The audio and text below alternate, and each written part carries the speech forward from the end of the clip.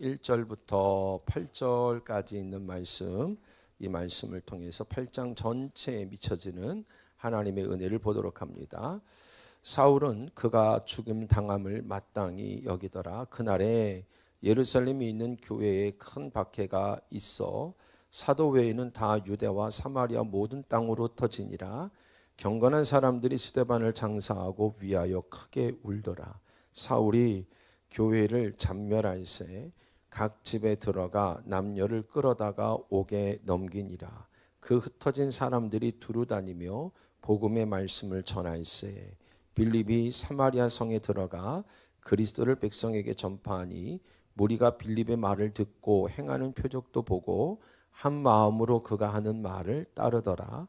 많은 사람에게 붙었던 더러운 귀신이 크게 소리를 지르고 나가고 또 많은 중풍병자와 못 걷는 사람들이 나으니 그 성에 큰 기쁨이 있더라. 아멘. 오늘은 여러분 사도 바울이 여러분 그가 죽임을 마땅히 여기더라부터 시작해요. 사도 바울이 스데반이 죽을 때 돌을 맞아 죽을 때 그 옷을 받게 되어지죠. 그리고 사도 바울에 의해서 교회는 큰 핍박을 받게 됩니다. 오늘 3절에 보니까 사울이 교회를 진멸할세라고 말하죠. 여러분 사울이라는 이제 사도 바울이 되어져야 되는 이 사울이라는 사람은 나름대로 지금 하나님을 열심히 믿는 겁니다. 자기 신앙 안에서 최선을 다하는 건데 결국 누구를 핍박하죠? 교회와 예수를 핍박하는 거예요. 여러분 우리가 교회와 예수를 핍박한다라는 역사적인 중간사에서 나오는 여러분 순교사 이런 데를 보게 되어지면 사람을 반으로 잘라서 횃불로 쓰기도 하고 참 여러분 잔인한 이야기들이 굉장히 많이 등장합니다. 근데 사도 바울은 여러분 그가 성령을 받기 전에 복음을 알기 전에 자기의 믿음이 최선이라고 믿었던 사람이에요. 여러분 우리의 신앙관이 이렇게 무섭습니다. 왜냐하면 우리는 주를 위하여 하나님을 위해서 하는데 신앙관이라는 가치관이 바뀌지 않으면 오히려 교회를 주님을 핍박하는 자가 돼요. 이렇게 봉사하는데요, 이렇게 돕는데요, 아니요, 영적인 얘기를 하는 겁니다. 참 여러분 중요한 하나님의 말씀이에요. 또 한편으로는 이 사도 바울의 이 긴 여정 속에 하나님이 처음부터 딱 택해서 예레미야처럼 내가 태중에서부터 너를 주의 종으로 만들었어 하고 썼으면 얼마나 좋았을까. 사도 바울이 여러분 이 긴 시간 교회를 핍박하고 잘못된 신앙관으로 최선을 다하여 교회를 무너뜨린 일들을 하나님은 허락하시더라는 거죠. 어쩌면 여러분 우리가 보고 있는 어떤 사람들의 죄, 우리가 바라보고 있는 때로는 술 취함과 때로는 세상의 향락과 이런 죄에 비교할 수 없는 죄지요. 왜냐하면 교회를 핍박하고 예수를 핍박했던 이 사도 바울. 그런데 여러분 놀라운 것은 그를 통하여서 신약 전체가 정리될 만큼 하나님께서는 그를 반전의 역사로 귀하게 쓰신다는 거예요. 그렇기 때문에 여러분 우리는 지금 일어나는 어떠한 일들이 중요한 것이 아니라 한 사람에게 하나님은 어떻게 은혜를 입혔고 그 사람을 통하여 하나님은 왜 이런 시간까지 허락을 하셨을까? 왜요? 그래야만 여러분 잘못 믿고 있는 그 모습이 얼마나 큰 영적인 위기인가를 누구보다도 잘 알게 되어지고 그 죄라는 것이 그때는 여러분 기쁨인 줄 알고 즐거움인 줄 알고 살았지만 그것이 얼마나 여러분 자기와 자기 주변 또는 그 많은 일들 속에 하나님의 근심이 되었는지를 진심으로 알아. 반대로 말하면 진심으로 도와줄 수 있는 사람이 되어집니다. 참 여러분 하나님이 하시는 일들 우리가 하는 열심과 하나님이 하시는 열심에 여러분 가장 중요한 기준이 바로 뭐냐면 진심입니다. 여러분 우리가 좀 아까 음식 얘기했잖아요. 잘한다고 생각하고 하시는 분이 있고요. 진심으로 하는 게 있어요. 다릅니다. 그러니까 여러분 그런 얘기 하잖아요. 우스갯소리처럼 들릴지 모르겠지만 기도하면서 한다 그러잖아요. 그게 진심입니다. 잘하는 음식은 사실 식당을 따라갈 방법이 없습니다. 잘하려고 하지 마시고 사주시면 됩니다. 굳이 잘해서 먹이려고 하지 마시고 좋은 데서 사주시면 훨씬 마실 수 있어요. 그런데 진심으로 할 때가 있단 말이에요. 그 진심이 내 열심이 아니라 누구 열심이라고요? 하나님의 열심이요. 그러니까 하나님께 진심으로 한 걸 여러분 다른 생각을 하진 않겠죠. 그러니까 여러분 우리에게 일어나는 일들은요 사람들의 기준으로는 아무것도 알 수가 없어요. 그러니까 어찌됐건 사도 바울의 이 인생은 뼈아픈 그대의 인생이었지만 하나님은 그의 후회스러울 것 같은 그 인생마저도 쓰시게 됩니다. 그래서 결국에는 그것을 자기가 아그리빠 왕 앞에서 자기의 어떠했음을 고백하게 되죠. 사도행전 26장 같이 가볼까요? 자, 사도행전 26장 14절입니다. 자, 같이 한번 읽어볼까요? 시작. 우리가 다 땅에 엎드려짐에 내가 소리를 들으니 히브리 말로 이르되 사울아 사울아 내가 어찌하여 나를 박해하느냐 가시체를 뒷발질하기를 내게 고생이니라. 여러분 사울은요 예수를 핍박한 적이 없어요. 만난 적도 없거든요. 근데 뭘 핍박한 걸 예수를 핍박했다 그래요? 교회요. 교회를 핍박한 걸 주님은 자기를 핍박했다고 얘기를 해요. 참 무서운 말이죠. 근데 사울의 인생을 뭐라고 말하냐면 가시체를 뭐하고 살았다 그래요? 뒷발질이요. 오른쪽으로 가자 그랬더니 뻗혀내는 거예요. 왼쪽으로 가자 그랬더니 짐승이요 뻗혀내는 거예요. 그래서 온 인생에 상처기밖에 안 나는 겁니다. 너무나 안타깝죠. 듣지 못함이. 나 혼자만의 여러분 최선의 신앙이 얼마나 여러분 나의 삶을 힘들게 하고 무너뜨리는지 몰라요. 그런데 여러분 어찌됐든 여러분 사울이 사도 바울 되는 것처럼 오늘 여러분 성경에 보게 되어지면 8장을 가봅시다. 8장 1절을 다시 한번 읽어볼까요? 8장 1절입니다. 시작. 사울은 그가 죽임당함을 마땅히 여기더라. 그날에 예루살렘에 있는 교회에 큰 박해가 있어 사도 외에는 다 유대와 사마리아와 모든 땅으로 흩어지니라. 그 핍박 때문에 교회는 다 흩어져 버렸어요. 근데 여러분 참 놀랍습니다. 그렇게 여러분 교회를 박해하고 잘못된 신앙관으로 교회를 무너뜨리고 있었던, 때로는 성도들의 신앙관을 무너뜨리고 있었던 이 사울이요, 은혜를 받고 나니까 로마서 9장에 보면 자기의 목숨이 지워질지언정 여러분 이와 같이 잘못된 신앙관에 있는 자들이 주께로 돌아오기를 울면서 고백합니다. 하나님이 이 은혜를 입히시기 원하셔서 때로는 사울의 잘못된 길, 사울의 연약한 신앙관마저도 허락하시는 거예요. 그것이 여러분 진정, 진심이라는 게 등장하거든요. 그래서 자기 이름이 다 지워질지라도 자기의 일가 친척, 자기의 민족이 주께로 돌아오기를, 그 말은 나름대로 열심히 믿고 있고 나름대로 최선을 다하고 있는 그 신앙이 얼마나 무서운 것인가를 여러분 통곡하고 있는 장면으로 변하게 되어져요. 또 하나 여기서 주목해야 될 단어가 박해입니다. 여러분 여기서 말하는 박해라는 디아스페이로라는 단어는 여러분 어떤 뜻이냐면 씨를 뿌리다. 뭐라고요? 씨를 뿌리다. 여러분 세상에 퍼뜨리다 이런 뜻이에요. 근데 수동태로 쓰임 받아요. 이 무슨 말이냐면 하나님이 지금 누굴 쓰신 거예요? 사울을 쓰시는 거예요. 참 놀라워요. 그 사람은 지금 죄 가운데 있는 것 같은데 때로는 여러분 교회가 여러분 예루살렘의 성도들에 의해서 큰 핍박을 받고 있는데 하나님은 그 죄마저도 사용하세요. 우리가 눈으로 보기에는 교회가 핍박을 받은 건데 하나님은 핍박을 받았다고 말하지 않고 이 교회를 통하여 온 세대 열방 가운데 복음의 씨를 뿌리고 있는 중이라는 거예요. 여러분 하나님이 주시는 은혜 중에 가장 중요한 오늘의 말씀의 여러분 핵심이 바로 뭐냐면 역설입니다. 뭐라고요? 역설이요. 성경은 여러분 거의 역설이 많이 쓰임 받아요. 그래서 성경을 그냥 문자적으로만 보면 하나님이 뭘 말씀하시는지를 알아들을 수가 없게 되어져요. 그러니까 여러분 성경은 거의 역설이죠. 그래서 여러분 우리가 잘 아는 것처럼 높아지고자 하면 어떻게 한다 그래요? 낮아진다 그래요. 여러분 자기 생명을 여러분 얻는 자는 뭐 한다 그러죠? 잃을 것이요. 여러분 자기 생명을 잃은 자는 얻으리라 그래요. 여러분 내가 약한 그때에 하나님은 우리를 강하게 하셨다라고 말하고요. 주는 것이 받는 것보다 복이 있다라고 말해요. 하나님은 이 역설이라는 단어로 하나님 말씀을 끊임없이 전하는데 여러분 생각을 해보세요. 그럼 여러분이 기도하다 듣는 음성도 역설일 때가 훨씬 많아요. 그런데 그냥 소리로 듣는 수준에 있으면 진짜 하라 하지 마라밖에 안 들리는 거예요. 하나님은 거의 역설이라는 걸 쓰세요.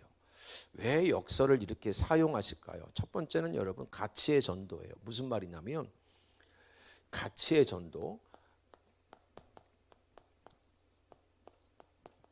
이 세상이 추구하는 가치와 기독교의 가치가 다르다는 겁니다. 그래서 여러분 예수를 믿는다라는 것은 단순히 하라 하지 마라의 수준이 아니라 하나님은 더 나은 예수께서 하나님께서 더 가치 있게 보시는 걸 알게 하시는 거예요. 단 조건이 있죠. 성령을 받은 자에게. 성령을 받지 않고는 이 역설을 알아들을 수가 없어요. 그래서 우리가 단순히 지켜야 되는 윤리와 도덕밖에는 이해가 안 돼요. 그러니까 여러분 하나님께서는 이 가치의 전도이고 여러분 하나님의 말씀은 논리가 아닙니다. 우리는 늘 논리적으로 뭔가 맞아야 사는 세상에 살아요. 논리가 아니라 하나님은 여러분 진리를 얘기를 하는 거예요. 아멘. 그래서 여러분 하나님의 일들은 역설이란 말이에요. 거꾸로 말해봅시다. 여러분의 가정 속에 자녀들 속에 있는 많은 사람들이 여러분들이 단순히 하라 하지 마라 요 정도의 믿음의 어린아이에서 벗어난다면 이제 하나님이 하시는 일들을 여러분 역설이라는 것은 그 핍박을 통하여 하나님은 지금 뭘 뿌리고 계시다고요? 씨를 뿌리고 계시다고요. 사도 바울이 그렇게 죄 가운데 교회를 핍박하고 교회를 무너뜨리는 이 세월도 누가 허락하셨다고요? 하나님이요. 왜요? 진심을 주시려고. 그 복음에 대한 진심을 주시는 거예요. 그러니까 여러분 우리가 이 하나님이 주시는 이 세상의 눈이 아니라 이 세상의 눈이 아니라 하나님이 주시는 여러분 눈이 열리기를 주님의 이름으로 축원드려 했어요. 하나님이 주시는 여러분이 영적인 눈이 열리지 않으면 이 눈은 환상이나 꿈을 말하는 건 아닙니다. 이 눈은 성경에서 말하는 눈이라는 것은 여러분 가치관을 말해요. 그러니까 여러분 마태복음 한번 볼까요? 6장입니다. 자, 오늘 하나님께서 우리가 여러분 이 역설을 배우지 않으면 하나님께서 말씀하시는 이 참된 가치를 알지 못하면 주를 따라갈 수가 없어요. 그러니 늘 여러분 하나님의 음성을 듣는다 그러고 하나님을 안다라고 말하지만 하나님을 결국은 모른다고 손들 때까지 끌고 가시는 거예요. 자, 마태복음 6장 22절 같이 한번 소리내서 읽어보도록 합시다. 마태복음 6장 22절. 자, 시작. 눈은 몸의 등불이니 그러므로 내 눈이 성하면 온 몸이 밝을 것이요. 주님께서 눈이 밝으면 온 몸이 밝을 것이요 라고 이야기를 해요. 여러분 이 이야기는 여러분 이렇게 해석이 되는 말씀이에요. 내 눈은 여러분 몸에 뭐라 그러죠? 등불이다 라고 말해요. 등불은 빛을 비추는 거예요. 성막 안에 우리가 여러분 기도원에 가면 성막 있잖아요. 성막 안에는 7개의 등불이 있어요. 창문이 없어요. 다시 말해서 불이 켜지지 않으면 어둠이에요. 그러니까 눈이 하나님이 하시는 역설을 보지 못하면 하나님은 그의 영적인 상태를 어둠이라 그러는 거예요. 나쁜 짓을 해서가 어둠이 아니라 하나님이 하시는 일을 보지 못하는 올바로 알지 못하는 그 상태를 뭐라 그런다고요? 어둠이라 그러는 거예요. 이해가 되죠? 그러니까 여러분 하나님께서 눈은 몸의 등불이니 라고 말합니다. 그러면서 내 눈이 성하면 이 성하다는 게 안 다쳤으면 멀쩡하면 이런 뜻이 아니고 눈이 여러분 단일하다면 자 무슨 말이냐면 여러분 우리 눈이 전부 몇 개예요? 또 하나만 들고 왔어요? 하나만 들고 왔어요? 2개잖아요. 근데 눈이 2개인데 2개가 보여야 정상이에요? 하나가 보여야 돼요? 하나요. 하나님은 역설을 말해요. 맞고 틀리고를 말하는데 요 가운데 있는 하나님의 의도를 알아듣지 못하면 이런 뜻이에요. 그래서 하나님의 음성을 하라 하지 말로 듣는 그 믿음 안에서 빨리 자라나셔야 돼요. 그게 자라나지 않으면 하나님 보시기엔 눈이 성하지 않다 그래요. 그러니까 눈이 단이라면 내 온 몸이 빛으로 가득할 것이다 그래요. 그럼 몸이라는 건 우리 인생을 말해요. 성전되어진 성전으로 살아가는 내 가정이 여러분 하나님이 보기 원하는 눈이 성하다라는 건 눈이 단일 하나님과 같은 눈으로 볼 수 있다면 두 개가 아니라 이 사람은 이렇게 보이고 이건 이렇게 보이고 이건 맞고 이건 틀리고가 아니라 그 속에서 하나님의 진리, 진짜 가치 있는 것을 볼 수 있게 되어지면 너의 인생은 전부 비칠 것이다. 아멘. 그러니까 여러분 사도 바울의 인생을요 어떻게 해석할 거냐는 거예요. 거꾸로 말씀해 드릴까요? 여러분의 자녀들의 인생을 어떻게 해석하고 계십니까? 여러분 나의 인생을 어떻게 바라보고 계십니까? 여러분 이건 매우 중요한 거예요. 그냥 이 세상 사람들이 가지고 있는 눈의 수준으로 바라보고 경쟁 사회 속에 살아가면서 그것으로 울고 불고 여러분 그것을 여러분 이기고자 한다면 하나님은 그걸 정욕이라 그래요. 에피뚜미아라는 말을 쓰는데 정욕이라는 단어가 바로 뭐냐면 두 개의 마음, 두 개의 눈 이런 뜻입니다. 어찌됐든 저와 여러분에게는요 선악과가 아닌 생명나무의 열매를 주어 먹게 하시는 은혜가 있기를 축복합니다. 그냥 생명나무의 열매는 하나님의 말씀으로만 주어져요. 기도로 주어지는 게 아니라 철저하게 말씀으로만 주어져요. 그렇기 때문에 여러분 그 진리를 통하여서 이 영적인 눈이 열리기를 주님의 이름으로 축원드리겠어요. 그러니까 여러분 이거는 우리 가운데 매우 중요한 거죠. 또 왜 이 이야기를 하냐면 이스라엘 백성들은 실제로 전쟁에 나갈 때요 눈이 우리는 두 개잖아요. 그렇죠? 두 개 맞죠? 여러분이 아무리 하나로 보이도 두 알로 보는 거예요. 두 개로 보잖아요. 그렇죠? 근데 전쟁에 나갈 때 실제로 여러분 오른쪽을요 오른쪽 눈만 뜨고 왼쪽 눈은 가리고 나갔어요. 왜 그랬냐면 여러분 전쟁 속에서 하나를 잃어버리면 하나라도 성하게 하려고 우리가 여러분 이렇게 한쪽 가리는 거 있죠? 그게 전쟁 투구였어요. 그러니까 주님께서 뭐라고 말하면 오른쪽 눈이라고 말하는 건 단순히 방향으로만 오른쪽이 아니라 내가 본다고 하는 것, 네가 옳다고 하는 것 이런 뜻이기도 해요. 여러분 우리가 옳다고 하는 게 틀릴 때가 많습니다. 왜요? 한쪽으로만 보니까요. 우리가 본다는 걸 다 믿어야 되는 건 아니라는 거예요. 왜냐하면 우리가 보고 있는 것과 다른 그 사람의 의미가 있고 그 사람의 이유가 있고 그 사람의 감정이 있고 그 사람의 배경이 있는 거잖아요. 근데 그렇지 못하면 다 잘못된 눈으로 판단하고 살아간다라는 겁니다. 사랑하는 성도 여러분, 하나님은 우리 가운데 이 은혜의 일들을 역설을 말씀하세요. 그러면서 이 역설 속에서 오직 하나의 가치를 가진 자, 하나의 가치를 가진 자, 이 세상이 보고 있는 그러한 눈으로 사는 것이 아니라 다른 의미를 가지고 사는 자들을, 그러니까 다른 의미를 가지고 사는 사람들, 그러니까 우리에게는 세상 사람들의 평가와 다른 의미를 뭔가를 갖고 있는 거예요. 그 의미가 없으면 진짜 의미가 없는 인생인 거예요. 어떤 것에 의미를 두고 살 거냐는 거예요. 세상 사람들이 눈으로 보는 거에 의미를 두고 살 거냐, 하나님의 눈을 가져서 하나님이 보게 하시는 것, 하나님이 알게 하시는 것, 하나님의 역설로 쓰시면서 진짜 하나님이 하라 하지 마라가 아니라 그 속에서 더 나은 가치를 가지고 살 수 있는 우리 모두가 되기를 축복합니다. 그 의미를 가지고 사는 거를 진리를 가지고 사는 거예요. 어떤 의미를 가지고 사냐는 거예요. 아니면 명령만 듣고 사냐는 거예요. 여러분 정말로 저와 여러분의 삶이 여러분 의미 있는 인생이라는 건 보람과 다른 겁니다. 여러분이 결정해 놓은 가치에 여러분 기뻐하는 게 아니라 하나님이 기뻐하는 그곳에 하나님의 뜻을 아는 자들이 하나님이 주시는 기쁨을 누리고 살 수 있기를 주님의 이름으로 축원드리겠습니다. 왜 그러냐면 하나님께서는요 우리가 이 반드시 이루고자 하는 이 삶의 여러분 해석이 그럼 바뀔 거 아닙니까? 가치가 바뀐다는 건. 그래서 여러분 두려움이 없다라는 거예요. 성경에 여러분이 금요철에 때 있겠죠. 두려움은 하나님이 내리신 형벌이에요. 왜냐하면 소경인데 자꾸 본다고 하니 너희 죄가 그냥 있느니라 그러잖아요. 가치가 안 바뀌었는데 어떻게 볼 수 있다고 말할 수 있고, 여러분 의미가 없는데 세상이 주는 의미가 아니라 하나님이 준 의미를 모르겠는데 어찌 안다고 말할 수 있겠냔 말이에요. 그러니까 하나님께서 이스라엘 백성들에게 내리신 형벌 중에 하나가 70년 동안 여러분 포로 생활을 하게 하죠. 그러면서 에스겔서 봅시다. 11장 19절과 20절을 보면 하나님께서 이렇게 약속을 하시는 거예요. 자, 같이 한번 읽어봅시다. 시작.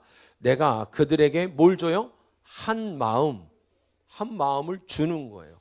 자, 하라 하지 마라라는 계명과 그 정도의 주의 음성을 듣는 사람들은 전부 하나님 앞에 비율을 맞추고 사는 거예요. 왜냐하면 종이니까요. 그런데 우리가 다윗을 보면 다윗이 축복을 받을 땐 딱 하나죠. 이유가 하나였어요. 하나님 마음에 합했다라는 것은 마음에 드는 일을 하는 것이 아니라 하나님 마음이 입혀진 겁니다. 그것을 지금 이렇게 쓰고 있는 거예요. 역설. 그러니까 하나님 마음이 입혀지는 거지, 하나님의 마음에 드는 일을 해서 복 받는다고 말한다면 그건 아직 종의 영성이란 말이에요. 그러니까 여러분, 내가 그들에게 한 마음을 주고 그 속에 새 영을 주며 그 몸에서 돌과 같은 마음을 제거하고 살처럼 부드러운 마음을 줘. 자, 요거를 보면 여러분 어디서 많이 들어본 거 아니겠어요? 돌을 제거하고 부드러운 마음을 줘서 옥토로 만들겠대요. 4가지 밭에 관한 얘기예요. 그러면 내가 그들에게 한 마음을 주는 통로가 뭐겠어요? C지요. C는 곧 누가복음 8장 11절의 말씀입니다. 이 말씀이 하나님의 진리로 들어가지 않잖아요. 이 속은 여전히 돌짝, 길가, 버려짐, 두려움으로 가득해요. 근데 여러분, 말씀이 씨가 들어가서 씨가 우리를 바꿔놓는 게 구원입니다. 아멘. 여러분, 주님은 지금 이 이야기를 하는 거예요. 이 말씀은 복음이에요. 단순한 계명이 아니라 또 다른 가치를 갖고 알려주는, 아멘, 그리고 하나님의 진심을 알게 하는 그 복음이 우리 안에 부어지는 거예요. 그러면 20절 보세요. 20절. 자, 같이 한번 읽어볼까요? 시작. 내 율례를 따르며 내 규례를 지켜 행하게 하리니. 누가 하겠다고요? 주님이요. 우리가 지키는 게 아니라 여러분이 살아나는 날 속에서 여러분이 서신서를 쭉 읽으면요, 이걸 지켜야지가 아닙니다. 아, 이렇게 사라지고 있네? 아무도 아멘을 안 할 줄 알았어요. 이게 사라지고 있네 라고 확인을 받으라고 성경을 준 거지, 이렇게 살라고 주신 게 아니란 말입니다. 이렇게 살라고 줬으면 신약 자체도 구약인 거예요. 지켜야 되는 계명.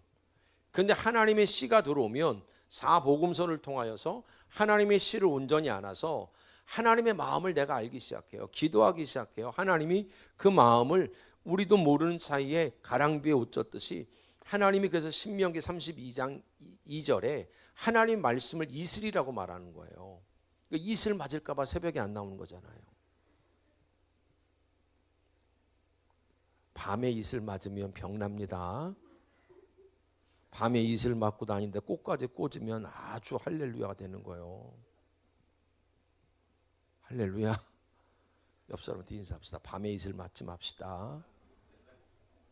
거기다 누가 꽃까지 꽂아주면 아주 그냥 할렐루야 되는 거, 대명사 되는 거예요. 동탄에 꽃 꽂은 남자, GS25를 들어가다. 진짜 여러분, 밤에 이슬 맞고 다니는 것만큼 초라한 거 없어요. 여러분, 새벽에 이슬을 맞기를 축복합니다. 아우, 목사님, 저는 잠을 자면 못 일어났어요. 그럼 밤을 새든가 어찌됐건 돌아다니지만 마. 아멘. 여러분, 자 보세요. 하나님께서 신명기 32장 2절에 그래서 하나님 말씀을 이슬이라고 말하는 거예요. 한 번에 이해가 안 돼. 어떻게 알아듣겠어요? 저도 지금 여러분 설교를요, 제가 의지하는 대로 하는 게 아니라니까요. 역설 하나만 가지고 하는 거예요.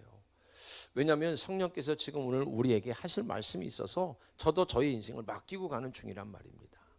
사랑하는 성도 여러분, 하나님의 은혜가 있어서 여러분을 살아가게 할 여러분 그 은총이 입혀지기를 주님의 이름으로 축원드리겠어요. 그러면 여러분, 여기서 이 역설은 어디까지 가게 되냐? 여러분, 하나님께서는요, 에베소서 봅시다.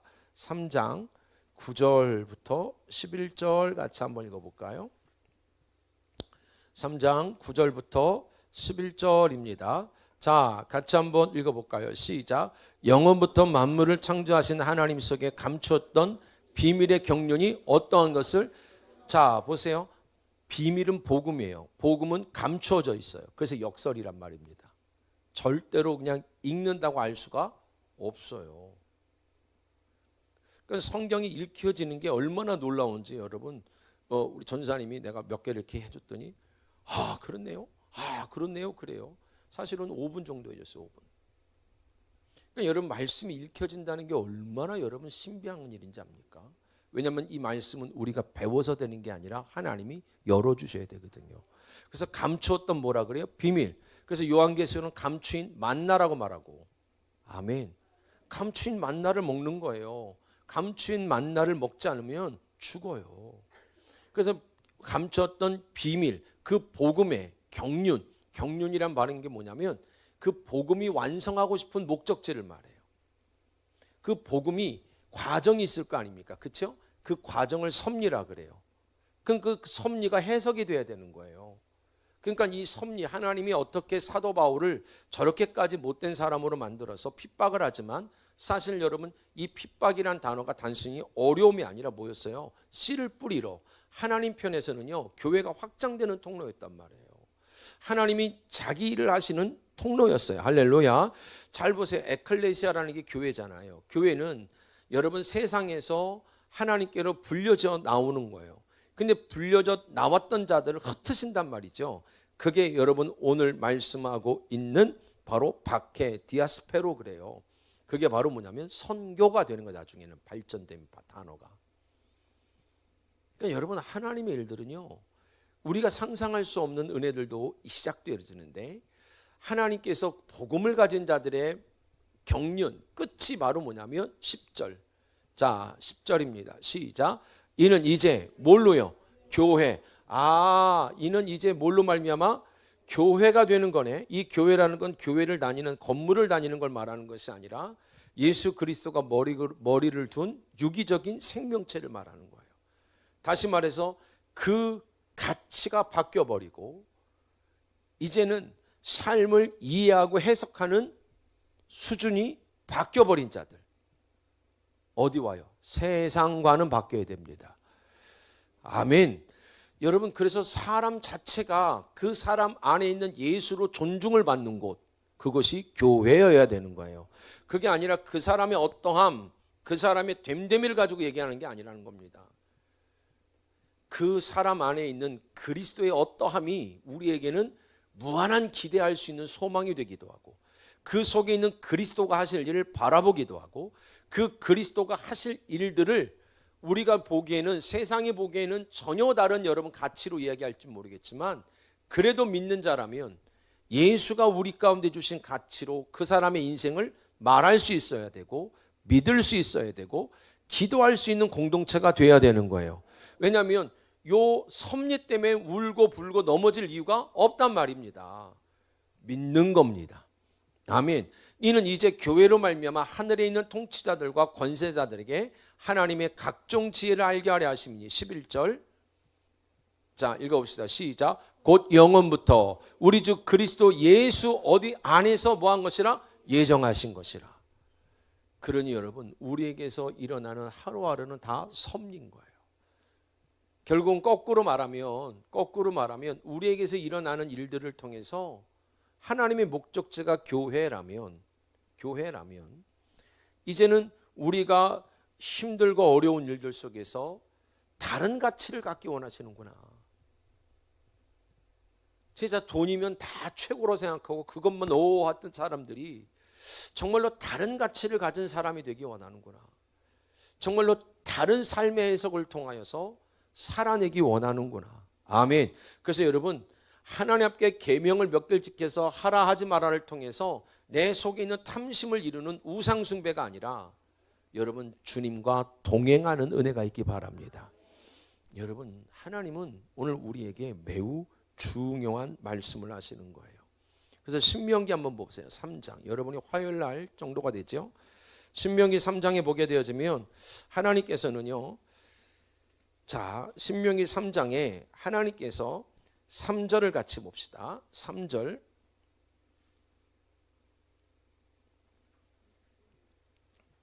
자, 같이 한번 읽어볼까요? 자, 시작.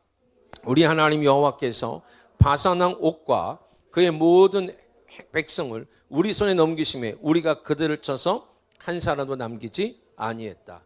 자, 이게 중심 구절인데 무슨 말이냐면 이스라엘 백성이 이방인을 이기기도 하고 지는 것은 그들의 실력이 아니에요. 하나님의 결정이에요. 경륜이란 말입니다. 하나님의 결정이라는 거예요. 그래놓고 그들에게 남겨두시는데 11절을 같이 볼까요? 자, 11절 봅시다. 시작. 르바임 족속의 남은 자는 바산왕 옥분이었으며 그의 침상은 뭐예요? 철침상이라. 이게 무슨 말이냐면 그는 철침상을 가지고 있고, 여러분 그 사람의 잠자리 침상을 보니까 규빗으로 재면 9규빗, 너비가 4규빗이래요. 45cm씩. 50cm로 치면 여러분 95, 45, 한 40cm, 4m 정도 되는 거예요. 얼마나 커요. 여전히 이스라엘 백성들은 바산왕 옥을 보면 두려운 거예요. 마치 사무엘 시대 때에 골리앗을 보듯이. 근데 주님이 지금 뭐라고 말하는 거예요? 뭘 두려워해? 누가 붙이셨는데? 하나님이. 누가 무서워요? 뭐 이렇게 무서워요? 그래서 안 믿는다 그러는 거야. 하나님이. 너는 나를 안 믿는구나. 하나님이 남겨두신 거. 왜요? 너희 힘으로는 절대 못 이겨. 나의 이 물질의 문제를 절대 못 이기겠네. 자식을 절대 못 이기겠네. 삶을 못 이기겠네. 그거를 경험을 통하여 깨닫는 걸 연단이라 그래요. 하나님을 통하여 알아듣는 거예요. 말씀을 통해서 알아듣는 거예요. 지금은 이길 수 없는데 하나님이 이기게 하신다네. 대부분 아멘 해요. 이럴 때는 아멘. 그게 아니에요. 내가 해보겠대요. 못 넘을 거 알면서 해보겠대요. 해보라는 거. 주님이 몇십 년 동안 해보라는 거예요. 그러면 매일 돈 때문에 무서워하고, 돈 때문에 여러분 쩔쩔쩔 매고, 사람 때문에, 남편 때문에, 아내 때문에, 자식 때문에 쩔쩔쩔 매는 그 두려움. 얼마나 너는 나를 안 믿을 거야? 언제까지 안 믿을 거야? 주님이 지금 그 얘기를 하는 거예요. 주님이 그 이야기를 하시면서요, 하나님께서 자 갑자기 누구 얘기를 나오냐면 두 집밥 반 얘기를 다시 해요. 가나안에 넘어가지 않고, 여러분 이 길르앗 땅에서, 르바임 땅에서 여러분 뭡니까? 땅을 얻겠다는 그들. 근데 그들이 하나님으로 주시는 이 놀라운 은혜 안에 안식을 누려야 되는데, 여전히 우리로 말하면 사업 좀 잘 되면 안식해줘. 애가 좀 잘 되면 안식이 와. 남편이 조금 덜 무섭게 하면 안식이 와. 너희는 가나안과 상관이 없어. 너희는 어디서 안식을 누리는 거야? 뭘 보고 안식을 누리고 싶고, 무엇 때문에 안식을 누리고 싶어? 그러면서 다시 모세에게서 여호수아에게 넘겨주는 거예요. 여호수아가 신약의 이름이 뭐죠? 예수. 그 진리가 아니곤, 그 말씀이 아니곤 너 우리에게는 안식이 없어. 그러면서 우리에게 주님이 말하는 거야. 아들아, 딸아, 그만 좀 무서워하자. 예수로만 되어지는 이 안식을 내가 너희에게 준다고 또 이야기하고, 두 번째 말씀이라 그랬잖아요. 반복해서 이야기하고 알아들을 때까지 이야기하지 않겠니?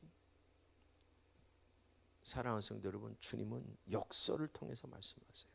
근데 그 역설이 예수입니다. 예수가 십자가에 죽으셨는데 세상을 구원하시는 거예요. 예수로 되어지는 안식을 여러분이 믿지 못하면 우리는 여전히 철침상을 가지고 있는, 어떻게 하는가 보자, 이놈의 부인이 어떻게 하는가 보자, 이놈의 자식들이 어떻게 하는가 보자, 거기에 절절절 매고 있는 저와 여러분을요, 사단은요 계속해서 여러분 장난질을 할 겁니다. 왜요? 거기서 안식을 누리고 싶은 우리들의 마음이 있거든요. 여러분 주님으로 안식 누리기를 주님의 이름으로 축원드리겠습니다. 그래서 여러분 주님께서 다시요 사도행전 8장 가보세요. 5절입니다. 자, 5절입니다. 5절이에요. 자, 같이 한번 읽어볼까요? 자, 시작. 자, 빌립이 사마리아 성에 내려가 그리스도를 백성에게 전하니라고 얘기합니다. 자, 사마리아 사람들은 자, 이제 이 역설을 하기 위해서 두 번째 중요한 하나님의 관점이 있어요. 여러분, 내 안에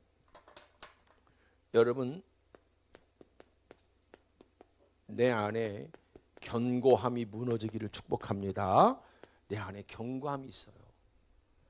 여러분, 대부분 여러분 사람은 다 고집이 있죠. 근데 고집스러울수록 연단이 세요. 왜요? 견고하거든요. 고집스럽다는 건 거꾸로 무슨 말인지 압니까? 겁이 많아요. 두려움이 많은 분들이 고집이 세요. 왜냐하면 자기가 믿었던 게 무너지는 게 제일 무섭거든요.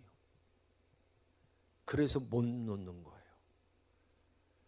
누가 봐도 여러분 착해요. 누가 봐도 괜찮아요. 근데 영적으로 보면 매우 뭐한 거예요? 견고한 거예요. 하나님께서 씨를 뿌리는데 이제 어디로 가는 거냐면 사마리아로 가는 겁니다.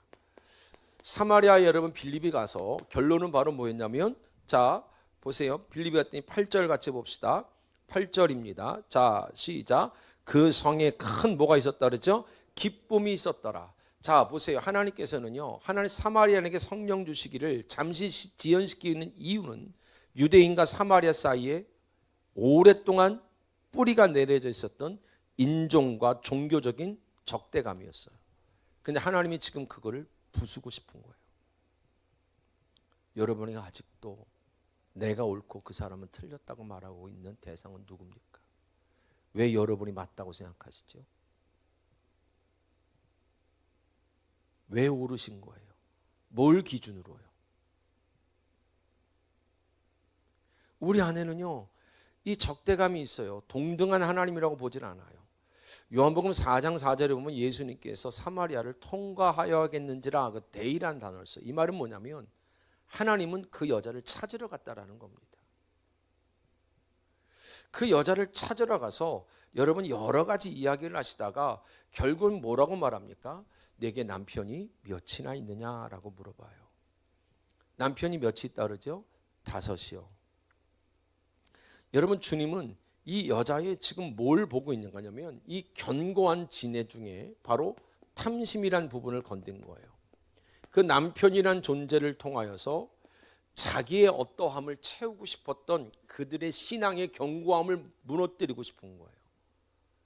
하나님은 여러분 우리에게 그 남편이라는 어떠한 종교적인 행위를 통하여 나의 어떤 만족을 채우고 싶은 내 안에 있는 가장 견고한 진 뭐를요? 탐심을 무너뜨리고 싶은 거예요. 주님이 오셨습니다. 남편이 5이었어요. 그럼 집에 하나 더 있다라는 거죠. 일부러 남편이 5이라고 말하는 것은 5라는 숫자는 모세 오경이에요. 율법이에요. 자기 믿음이에요. 자기 믿음. 자기 믿음으로 지키고 싶었어요. 자기 믿음으로 여러분 철저하게 자기의 탐심을 채우고 싶었어요. 그럼 거꾸로 말해볼까요? 5번이나 버려졌어요. 율법으로는 자격도 안 돼요. 그런데 다른 사람을 향하여 율법으로 돼요. 저를 비롯하여 우리 모든 사람은요, 말씀이라는 율법으로 되면 자격이 되는 사람이 단 한 사람도 없어요. 근데 말씀을 늘 다른 사람한테 돼요. 자기 또한 5번이나 버려질 사람이고 5번이나 버려져야 되는 사람이고 자격이 없는 여자란 말입니다. 주님은 여러분 5번이나 버려진 그 여자와 목마름을 얘기를 하는 거예요. 근데 여러분 예수님이 십자가에서 이 여자의 목마름과 버려짐을 다 가져가신 겁니다. 그래서 십자가에서 내가 다 이루었다라고 말하면서 목마르다, 주님이 예수님이 목마르다라고 말씀하시고 하나님을 향하여 어찌하여 나를 버리셨나이까. 율법의 의로 되면 하라 하지 마라로 되잖아요. 우리는요 결국은 내가 원하는 어떤 상태를 만들기 위해서 예수를 믿어요. 그리고 다른 사람이 하지 마라라는 하나님의 음성이라고 그거를 갖다 대고 율법으로 갖다 대잖아요. 자격이 되는 사람이 하나도 없어요. 그래서 전부 뭘 말해요? 죄를 얘기해 줘요. 그걸 안 해서 이렇대요. 저걸 안 해서 이랬대요. 섭리로 안 본다니까요. 행위로 보지. 다르단 말입니다. 은사도 다른 거예요. 은사가 율법일 때는 아무리 여러분 신점을 보듯이 여러분 맞춰도 안 열려요. 아멘. 여러분 하나님은 섭리라는데, 그러면 여러분 누군가가 기도를 잘하는 사람이 사도 바울이 사울일 때를 기도했다고 칩시다. 뭐라 그러겠어요? 그렇게 잘 나가는 사람한테 뭐라 그러겠어요? 너의 열심이 너를 지금까지 축복했다 그럴 거 아닙니까? 하나님 편에서는요, 하나님을 핍박하고 있는데요. 해석이 다르다니까요. 완전히 다른 거예요. 그 주님이 여러분 이 여자의 모든 것을 가져가시죠. 여러분 주님이 오늘 우리한테 이렇게 말씀합니다. 우리 안에 견고하게 서 있는 편견의 벽, 내 예루살렘의 성전이 무너지기 원하신대요. 그래야 다른 사람을 수용할 수가 있어요. 바꾸려는 게 아니라 그냥 받아들일 수 있단 말입니다. 로마서 15장 7절에 주님은 내가 너희를 받은 것처럼 서로 받으래요. 바꾸지 말래요. 우리가 여러분 계도하거나 개선시키는 게 아니에요. 그 사람의 인격을, 그 사람을 통하여 하실 일을 믿음으로 바라보고 다른 가치와 다른 기준을 가지고 주님이 나를 받으셨던 것처럼 그냥 받아들이죠. 그런데 여러분 유독 힘들 때가 있어요, 없어요? 있죠. 왜요? 내 안에 견고한 벽이 부딪히는 거예요. 내 안에 견고한 부딪히면 사람을 두셋 모아서 그 사람을 공격하죠. 왜요? 내가 옳다는 걸 증명하고 싶으니까. 사랑하는 성도 여러분, 신앙생활은 내가 무너지는 것만큼 하나님이 사람을 통하여 붙이시는 은혜가 있습니다. 내가 무너지지 않는데 하나님이 사람을 붙이실 이유가 없어요. 여러분이 무너져야 자식들이, 자녀들이 인권이 붙지요. 내가 무너지지 않는데, 여러분 아무도 나도 받아들일 수 없는데 여러분 누가 나를 따라오겠냐 말이에요. 하나님이 나를 무너뜨리는 중인 거예요. 철저하게 나를 무너뜨려서 여러분 수용할 수 있고 받아들일 수 있는 은혜가 있기를 축복합니다. 그래서 민수기 35장에 도피성이라는 단어가 나왔잖아요. 미클라트라는 단어. 도피성은 바로 뭐예요? 죄를 피하여 도망가는 자들이 아무 이유 없이 어떤 죄이든 그냥 받아주는 곳이어야 돼요. 48개의 성읍에 여러분에게는 48명을 최소한 받아들일 수 있는 믿음은 되셔야 돼요. 한 사람마저도 여러분 눈으로 보는 대로 주차는 그렇게 하면 안 돼, 식사는 그렇게 하면 안 돼, 칼질은 그렇게 하면 안 돼, 청소는 그렇게 하면 안 돼, 이렇게 하면 안 돼가 아니라 왜 그게 나한테 문제가 되는지를 살펴봐야 되는 거예요. 왜 내 기준에는 그게 안 맞지?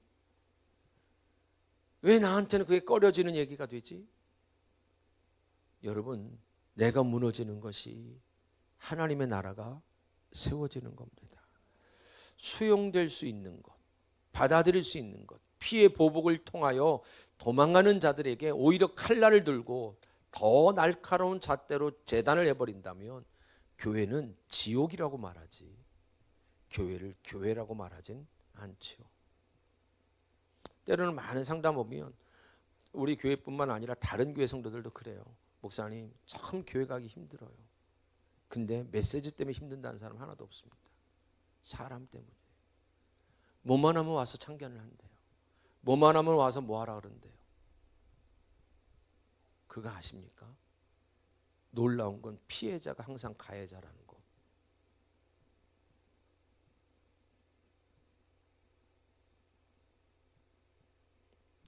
피해자는 거의 가해자예요. 군대에서 악명 높은 여러분 상사를 만나잖아요. 자기가 그러고 살고 있습니다. 여러분, 하나님은 우리에게 사마리아까지 가기 원하시는 줄 믿습니다. 그래서 하나님이 우리의 벽을 다 무너뜨리는 거예요. 그러면서 주님께서 마술사 시몬 얘기를 해요. 왜냐하면 이 시몬은 하나님의 그 놀라운 능력으로 누구의 탐심을 이뤘던 거예요? 자기 욕심이요. 얼마나 지금도 마술사들이 많은지 모릅니다. 전부 여러분 능력을 행하고 전부 들을 수 있는 사람 천지니까요. 주님께서는 여전히 교회와 지금 시대에 존재하는 시몬주의에 대한 여러분 엄중한 경고를 하는 거죠. 베드로는 하나님의 선물인 은사를 사사로운 이익이나 자기 확장의 도구로 삼으려는 시몬을 향해서 내 은과 내가 함께 망할 거다라고 말해요. 자, 사도행전 8장 가보세요. 20절입니다. 자, 같이 한번 봅시다. 시작. 베드로가 이르되 내가 하나님의 선물을 돈 주고 산 줄로 생각했으니 내 은과 내가 함께 망할지어다. 자기의 어떠한, 내 집에 어떠한만 이루려고 여러분 기도하는 거예요. 여러분, 이 시몬은요, 하나님이 주신 선물을요, 어떻게 써야 될 줄 몰랐어요. 무슨 말이냐면, 시몬의 문제는요, 겉으로는 예수를 믿고 세례를 받았으나 여전히 자신의 욕망을 위해서 신의 힘을 이용하려고 했던 비진리에 있는 상태를 말해요. 다른 가치를 가지고 살 수가 없어요. 다른 의미가 없어요. 세상 사람들을 구하는 걸 똑같이 구하고, 그것을 얻기 위하여 금식도 하고, 그걸 얻기 위하여 헌신도 하고 봉사도 하는 상태를 마술사로 보시는 거예요. 왜요? 하나님의 진리가 없더란 말이죠. 그러니까 여러분 보세요. 참 놀랍시다. 17절과 18절 보세요. 이제 이 말씀을 잘 따라와 봐야 돼요. 17절과 18절. 자, 시작. 이에 두 사도가 그들에게 안수하며 뭘 받았어요? 성령을 받아요. 그랬더니 여러분, 지금 시대에서도 안수하면 성령이 임한대요. 그럴 리가 있나요? 성령은 약속대로 온 겁니다. 안수해서 성령이 충만해지는 경우는 없습니다. 성령은 철저하게 사도행전 2장에서 여러분이 봤듯이 약속대로 온 것이지, 여러분 사도가 가서 안수했다고 성령이 했다면 그거 거짓입니다. 그거 완전히 잘못된 진리입니다. 그러면서 보세요. 18절 시작. 시몬이 사도들의 안수로 성령을 받는 것을 보고, 자, 그럼 시몬은 이 성령을 뭘로 본 거예요? 마술사였으니까 뭘로 본 거예요? 능력으로 본 거예요. 이게 정말로 무서운 신앙이라고요. 지금 시대에. 성령을 뭐로 본 거라고요? 능력으로 봤으니까 그 능력을 내가 어떻게든 얻어서 그거를 가지고 내가 원하는 나의 삶의 어떠함을 만들고 싶은 거예요. 그런데 보세요. 뭐라고 여러분, 너 그래서 망할 거야, 넌 그래서 하나님께 망하게 될 거야 라고 베드로가 얘기하면서 뭐라고 얘기하냐면, 자 21절 보세요. 자 시작. 하나님 앞에서 내 마음이 뭐하지 못하대요? 바르지 못하니 이 도에는 내가 관계도 없고 분깃될 것도 없느니라. 그럼 이 성령을 뭘로 표현한 거야 베드로는요? 말씀이요. 길, 따라가야 될 길, 살아내야 될 길. 아멘. 성령은 진리의 영입니다. 말씀이란 말입니다. 근데 전부 능력으로 해석을 해버리는 거예요. 나의 어떠함과 상관없이. 그러니까 다시 얘기하죠. 25절. 자 25절. 알아들을 때까지 여러분 성경은 얘기합니다. 자 25절 시작. 두 사도가 주의 말씀을 증언하여 말라훈 예루살렘으로 돌아갈새 사마리아 내 여러 마을에서 뭘 전해요? 뭘 전했어요? 복음이요. 복음이 복음되게 하는 능력이 성령이지, 우리가 원하는 어떤 능력을 행하는 것을 성령이라고 말하지 않는단 말입니다. 진짜 능력은 다른 가치를 가지시는 거예요. 진짜 능력은 여러분이 어떤 삶에도 의미를 갖게 되는 거예요. 아멘. 쉽게 좌절하거나 포기하거나 혼나거나 여러분 그것으로 어떤 하고 말고의 문제가 아니라는 거예요. 이제는 어떠한 일이든지 그 길을 걸어가는 겁니다. 하나님께서 예수 그리스도를 통하여 전해주는 복음의 길을 따라가기를 축복합니다.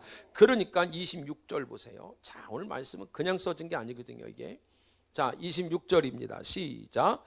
주의 사자가 빌립에게 말하여 이르되 일어나서 남쪽으로 향하여 예루살렘으로 가사로 내려가는 길까지 가라. 그 길은 뭐라? 광야라. 빌립이 어디로 가요?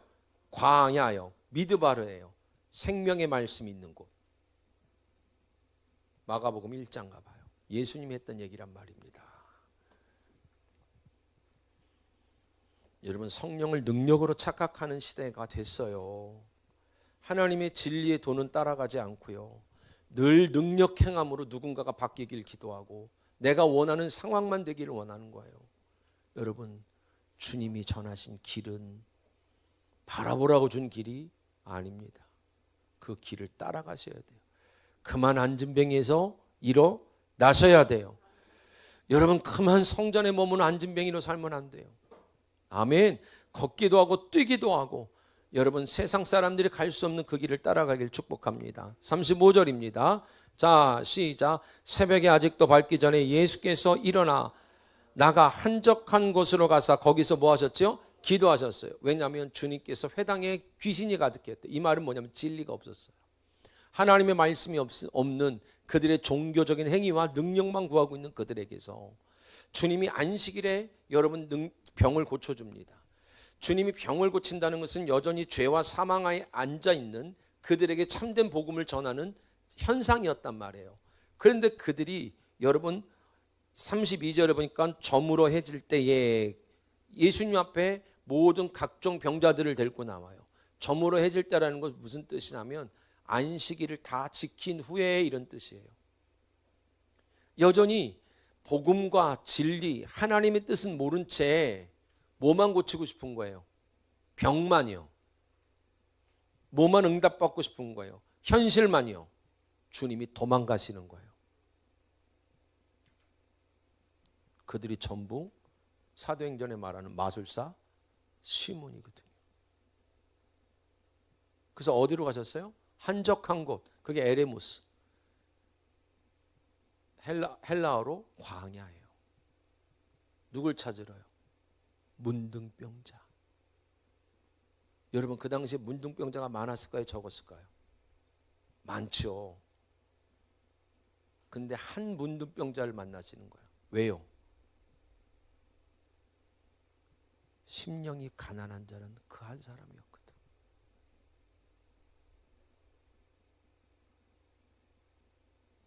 주님은 심령이 가난한 자. 주님이 아니면 나는 이 안진뱅이로 끝날 거라는 거. 주님이 나를 닦아주지 않으면, 씻어주지 않으면 나는 이 죄에서 자유로울 수 없다라는 심령이 가난한 한 사람을 찾으려고 광야로 가신 거예요. 오늘 다시 사도행전 8장 가보세요.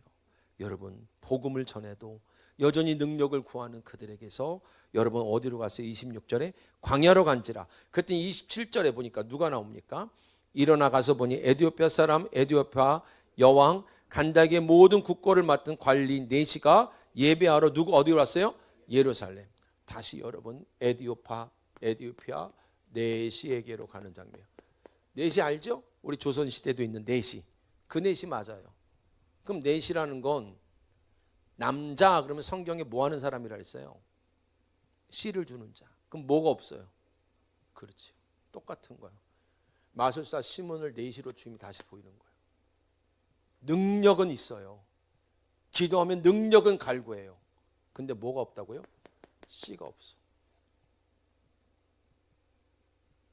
진짜 복음은 없어.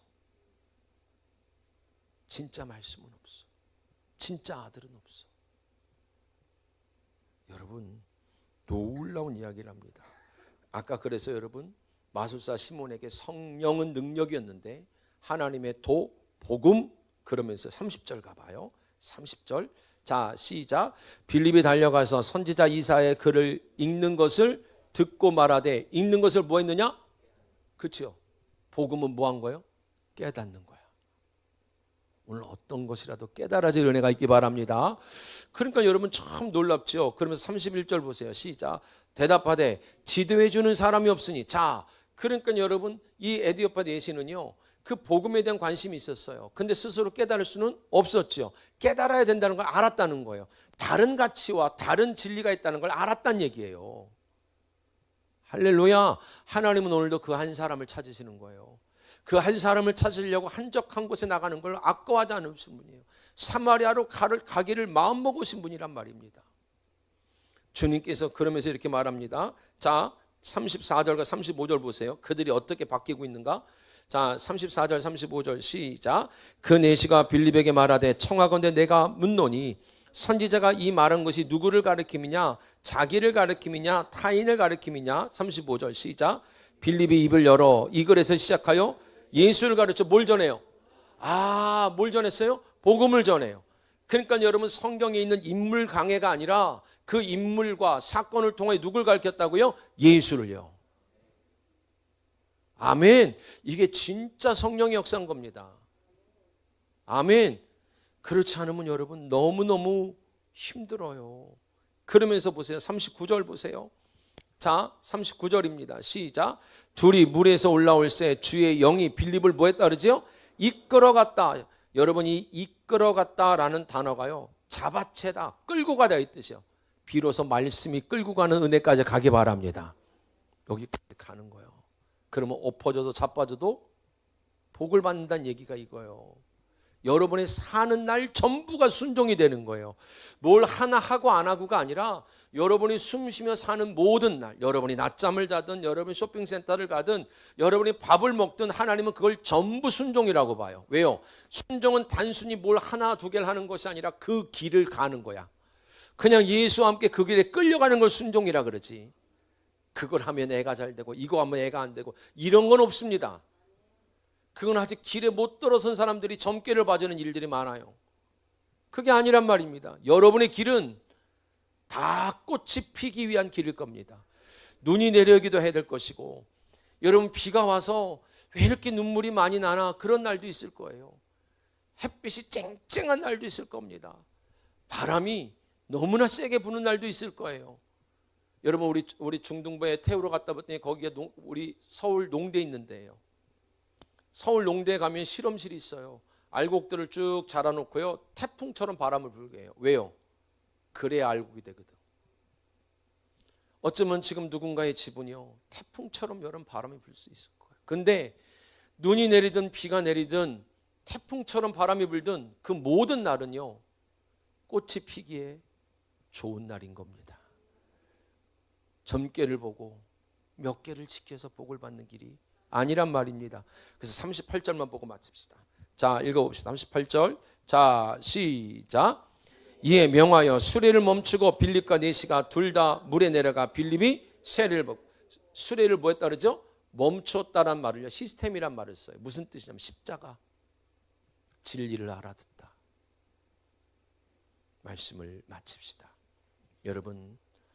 여러분이 바라보는 세상은 어떻습니까? 여러분이 바라보고 있는 가정은 어떻습니까? 뭐가 그렇게 두렵습니까? 뭐가 그렇게 절절절 매야 되고 뭐가 그렇게 할 일이 많습니까?